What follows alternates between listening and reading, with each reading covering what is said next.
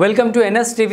నేను రాజీవ్. ముందుగా హెడ్లైన్స్ చూద్దాం. మంచిర్యాల జిల్లా కేంద్రంలోని రజక భవనంలో జరిగిన మీడియా సమావేశంలో దరువు అంజన మాట్లాడుతూ గత 30 సంవత్సరాలుగా జరుగుతున్న మాదిగ MRPS ఉద్యమం ఒక నిరంతర పోరాటమని, ఈ పోరాటంలో ఎందరో వీరమరణం చెందారని, వారి మరణం వృధా కాదని, త్వరలో జరగబోయే SC వర్గీకరణ దానికి తార్కాణమని పేర్కొన్నారు.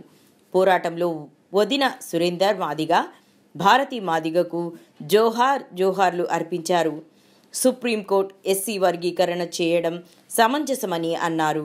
ప్రముఖ రచయిత మోహన్ బైరాగి మాట్లాడుతూ SC ABCD వర్గీకరణ 100% ప్రజాస్వామిక హక్కు అని, కనుక దానిని అమలు చేయాలని కోరారు. ప్రముఖ కవి, కళాకారులు, క్రాంతి కళా బృందం రాష్ట్ర అధ్యక్షులు వెంకటాచారి తన ఆటపాటలతో ఆలోచింపజేశారు.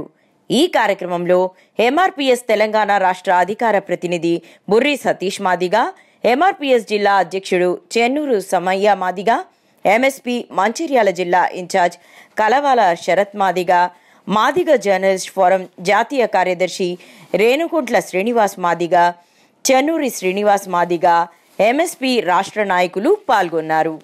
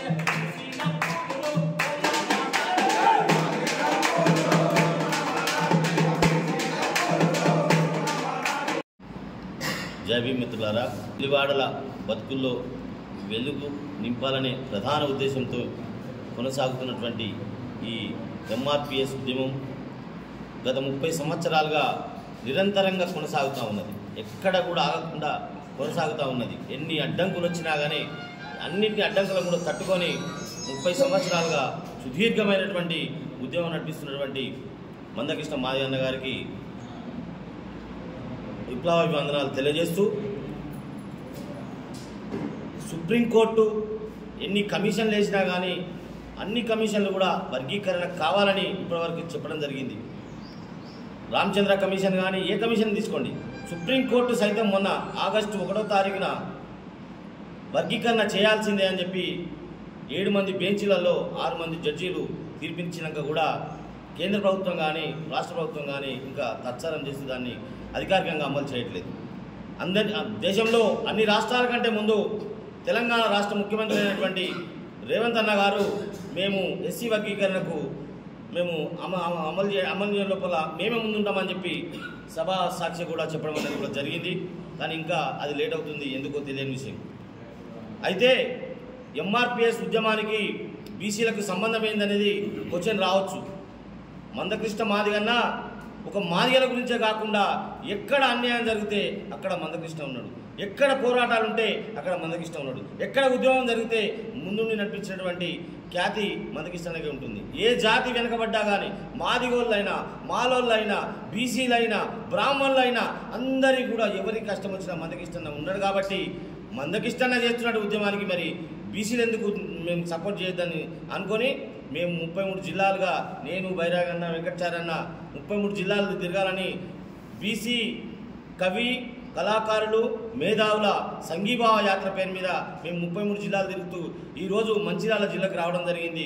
దీని యొక్క ముఖ్య ఉద్దేశం ఏంటంటే ఫిబ్రవరి 7వ తారీఖు నాడు మహానగరమైనటువంటి హైదరాబాద్లో చేపట్టినటువంటి లక్ష డప్పులు వేల గొంతుల మహా సాంస్కృతిక ప్రదర్శనను విజయవంతం చేయాలని ఈ జిల్లాలను తిరుగుతూ ఉన్నాం. కాబట్టి మంచిర్యాల జిల్లాలో ఉన్నటువంటి ఎస్సీ ఎస్టీ బీసీ మైనార్టీ యువకులకు అందరికీ కూడా తెలియజేయడం ఏంటంటే ఫిబ్రవరి 7వ తారీఖున అందరూ హైదరాబాద్కు వచ్చి ఆ యొక్క మహా ప్రదర్శనను విజయవంతం చేయాలని కోరుకుంటున్నాం.